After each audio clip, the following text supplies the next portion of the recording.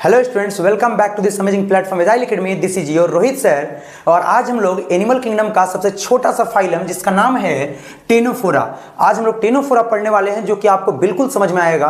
ठीक है, जैसा कि नाम है इसका टेनोफोरा, इसको सी वॉलनट और कॉम्ब जेली के भी नाम से जाना जाता है। सी वॉलनट का मतलब होता है समुद्री अखरोट, आपने अखरोट तो जरूर खाया होगा, तो यही अखरोट के जैसे दिखता है। और कॉम्ब जेली का मतलब होता है जैसे आपने पतली सी कंघी देखी है ना, सेम उसी प्रकार से ये दिखता है। ठीक है, जो कि आपको आगे नजर आने वाला है, कुछ इमेजेस के द्वारा मैं आपको दिखाऊंगा। ठीक है, देखिए क्या होता है, they have 8 external raw of ciliated कॉम्प्लेट्स used for locomotion, मतलब कि इनमें 8 तो कॉम्प्लेट होती है जो कि लोकोमोशन में हेल्प करता है, थोड़ा सा ऐसे ऐसे करके बाहर निकला हुआ है। ठीक है, जैसा कि आप इसमें देख रहे होंगे कि ये बाहर बाहर में जो आपका निकला हुआ है, इस प्रकार से जो स्ट्रक्चर्स हैं, ये जो स्ट्रक्चर्स नजर आ रहे हैं, ये स्ट्रक्चर्स कॉम्प्लेट होते हैं जो कि आपके टेनोफोरा के लोकोमोशन में हेल्प करते हैं। ठीक, देखिए this was the property of bioluminescence.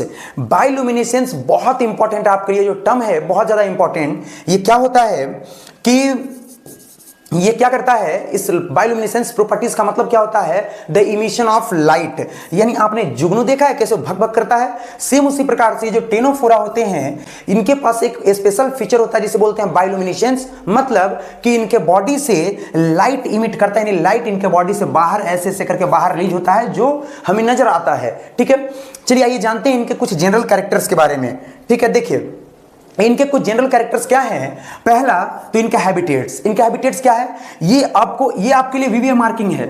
ठीक है, ये टेनोफोरा के बारे में सबसे वीवीआई मार्किंग होती है कि ये मैराइन ही होते हैं, एक्सक्लूसिवली मैराइन का मतलब होता है स्पेशली ये ऑर्गेनिज्म जो है वो आपके समुद्र में ही पाए जाते हैं, खारे पानी में पाए जाते हैं। ठीक है, दूसरा इनका level of organization, level of organization इनका टिश्यू होता है, मतलब कि इनके बॉडी में जितने मेटाबॉलिक एक्टिविटी है, जितना भी फंक्शनल चीजें होती हैं सारे टिश्यू लेवल पे होती है। इसका मतलब टिश्यू जो होता है वो एक साथ मिलकर ऑर्गेन बनाकर परफॉर्मेंस नहीं कर पाता है, जिसकी वजह से इनमें लेवल ऑफ ऑर्गेनाइजेशन टिश्यू होता है।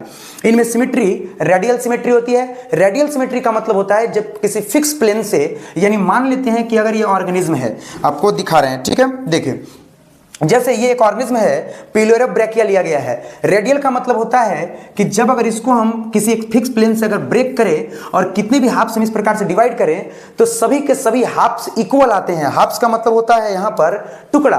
ठीक है, सभी टुकड़े बराबर आते हैं। जैसे ये एक ऑर्गेनिज्म है, अगर इसको मैं इस प्रकार से अगर डिवाइड करूं तो सभी इसके जितने भी हाफ्स हैं ये सारे के सारे हाफ्स इक्वल आएंगे, तो इसी को रेडियल सिमेट्री कहा जाता है। नेक्स्ट है germ layer. Germ layer diploblastic, मतलब जब ये एम्ब्रियोनिक फॉर्म में होते हैं तो इनमें 2 लेयर का केवल पाई जाती है, एक आपका एक्टोडर्म, एक एंडोडर्म। ठीक है, और यही दोनों जैसे जब भी एम्ब्रियोनिक फॉर्म होगी इसमें मात्र 2 लेयर पाए जाएंगे, एक एक्टोडर्म कहलाएगा बाहर वाला, ठीक है, एक आपका हो जाएगा एक्टोडर्म और ये वाला हो जाएगा एंडोडर्म। ठीक है, तो आपका ये दोनों मिलकर अलग अलग बॉडी के स्ट्रक्चर को फॉर्म करते हैं, इसीलिए ये डिप्लोब्लास्टिक कहलाते हैं। नेक्स्ट है सिलोम। सिलोम क्या होता है, सिलोम एक्चुअली में एक प्रकार का लिक्विड फॉर्म होता है जो कि ऑर्गन्स के बीच में मौजूद होता है, और या हम लोग ऐसे बोल सकते हैं कि आपका बॉडी वॉल और गट्स के बीच में होता है, जो कि आपका क्या करता है कि बॉडी को मूव करने में हेल्प करता है। ठीक है, तो ये एसिलोमेट्रिक होते हैं, मतलब जब इनमें ऑर्गन्स अच्छे तरीके से वेल बिल्ड है ही नहीं तो सिलोम रहकर क्या फायदा। ठीक है, इसलिए एसिलोमेट्स होते हैं, नहीं इनमें सिलोम नहीं पाया जाता है। Next metamerism. मेटामेरिज्म इनमें एब्सेंट होता है, नोटोकॉट्स एब्सेंट होता है। मेटामेरिज्म मतलब कि इनका बॉडी सेगमेंटेड हो, अलग अलग सेगमेंट्स अलग अलग फंक्शन को परफॉर्म करता हो, लेकिन इनमें ऐसा नहीं होता है।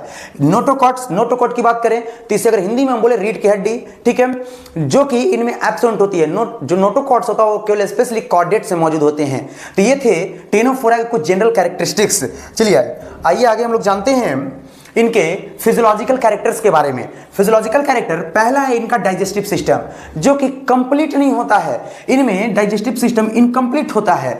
बाकी जो चीजें हैं जैसे में respiratory system, circulatory system, excretory system, ये सब के सब जो होते हैं वो एब्सेंट होते हैं, होता ही नहीं है। ठीक है, इसके अलावा अगर हम रिप्रोडक्शन की बात करें तो इसमें थोड़ी सी ध्यान देने वाली बात है, इनमें रिप्रोडक्शन सेक्सुअल मेथड से होता है।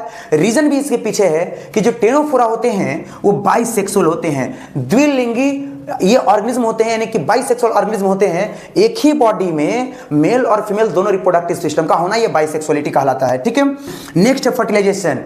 फर्टिलाइजेशन इनमें एक्सटर्नल होता है, यानी कि फीमेल बॉडी यानी फीमेल रिप्रोडक्टिव सिस्टम के बाहर में ये सारे प्रोसेस यानी रिप्रोडक्शन का होता है, फर्टिलाइजेशन बाहर होती है।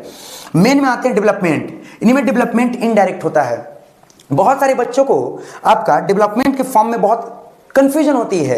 ये फॉर्म होता है इनडायरेक्ट, एक होता है डायरेक्ट। इनडायरेक्ट का मतलब होता है कि जब कोई ऑर्गेनिज्म प्रोजनी को प्रोड्यूस करते हैं, जन्म लेता है, अगर जब कोई प्रोजनी वो अगर सिमिलर अपने पेरेंट्स के जैसा दिख रहा है, ठीक है, अपने पेरेंट्स के जैसा अपीयर हो रहा है, तो उसे डायरेक्ट डेवलपमेंट कहते हैं।